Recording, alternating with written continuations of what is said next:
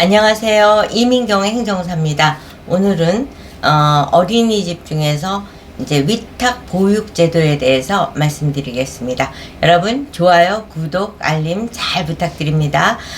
위탁 보육, 저도 처음에 이제 의뢰인이 위탁 보육 하시나요? 뭐 이러고 연락이 왔을 때 좀 낯설은 단어였었습니다. 그러니까 이제 그 어린이들에 대해서 관리를 하는 것은 영유아 보육법에 근거해서 민간 어린이집이 있고 국공립 어린이집이 있고 법인 어린이집이 있고 뭐 가정 어린이집 뭐 이런 식으로 이제 직장 어린이집 이렇게 구분을 해서 관리를 하고 있고 정부가 이제 지도 감독을 하고 있고 이민경 행정사가 주로 하는 일은 국공립 어린이집을 위탁받고자 하시는 원장님들 또는 보육교사 경력자들을 신청할 때 필요한 서류를 판매하고 있습니다.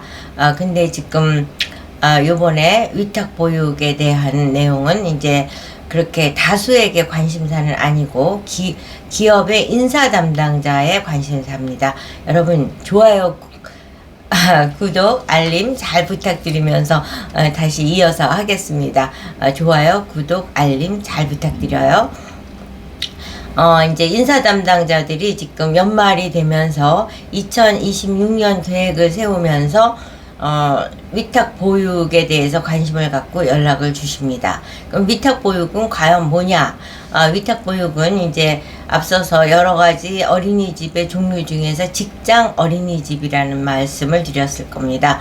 지금은 기업이나 국가가 이제 여성들의 사회 참여를 권장하고 있고 여성들이 일과 가정을 양립하기 위해서는 여러 가지 복지 정책이 수반되어야 되는데 그 복지 정책 중에 하나가 이제 보육 정책입니다. 사실 저는 제가 아이를 키우면서 일을 하기 위해서 정말 애를 안고 여기 맡기고 저기 맡기고 발을 동동 구르면서 전쟁 같은 젊은 시절을 보냈는데 이와 같은 것이 이제 제도적으로 보장이 된 것이죠.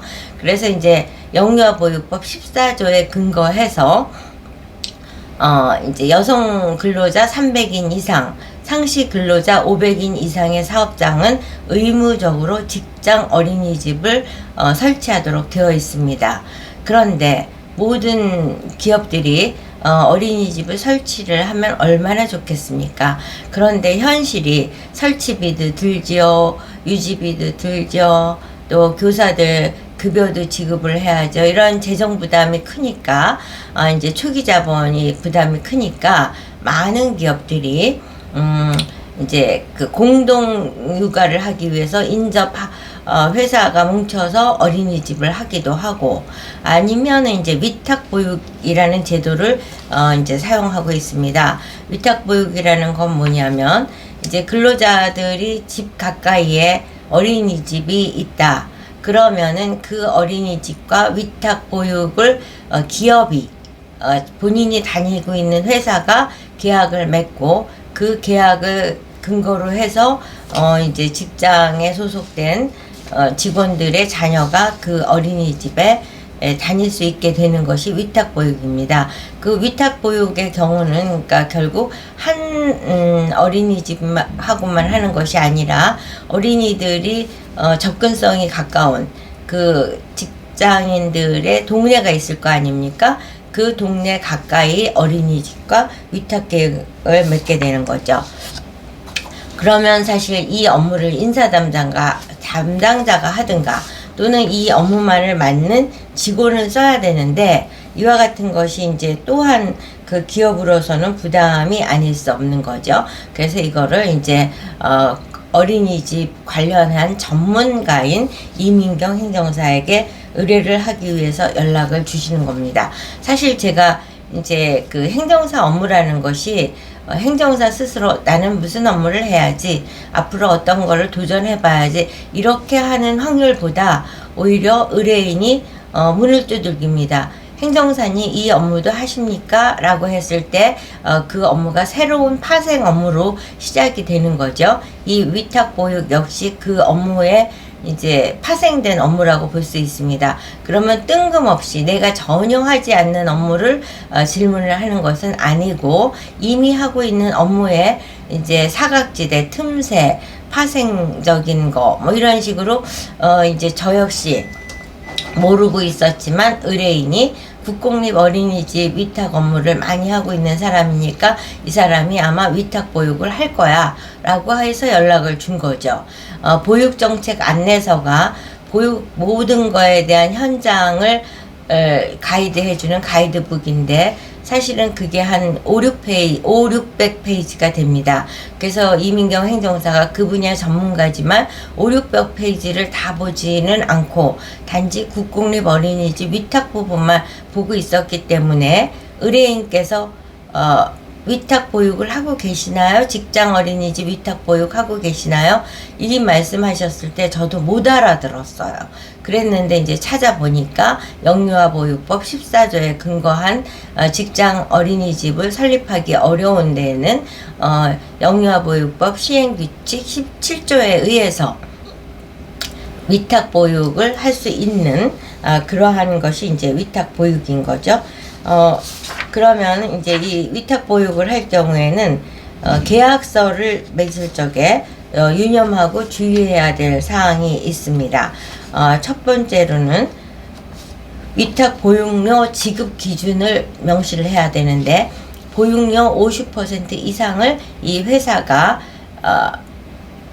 지급을 하는 거죠. 그러면 50%는 나라가 주니까 50%를 지급한다는 것을 위탁 계약 안에, 그러니까 아이를 맡길 어린이집의 원장과 우리가 아이를 맡아주세요 하고 위탁 보육을 의뢰한 기업 간에 맺는 계약서를 의미하는 겁니다. 그 계약서 안에 보육료 50% 이상을 이 회사가 지급하겠다는 것을 계약사항으로 넣고, 그 다음에 두 번째는 그 위탁률은 이제 그 500인 이상의 상시 근로자 중에서 어린이를 맡겨야 되는 상시 근로자가 뭐 100명이다.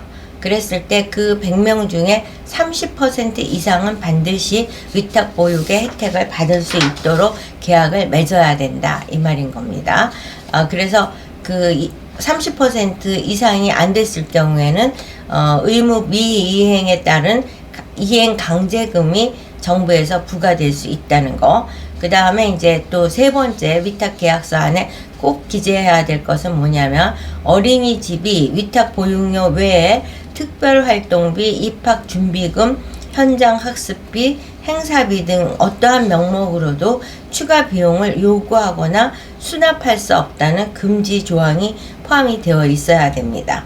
이렇게 위탁 보육에는 이제 여러 가지 제한 사항도 있고, 반드시 기재해야 되는 사항, 그러니까 계약 기간을 기재해야 되고, 보육료는 어떻게 지급할 것인지 지급 방법에 대해서도 상세히 기재하고, 회계 처리는 어떻게 하고, 계약 해지 조건은 뭐고, 비밀 유지의 의무는 뭐고, 책임 범위는 어떻게 되는지, 이런 내용이 법률적으로 행정적으로 물샐 틈 없이 아주 꼼꼼하게 기재되었을 때 위탁 보육에 따른 후속적인 문제가 발생되지 않을 수 있다는 점.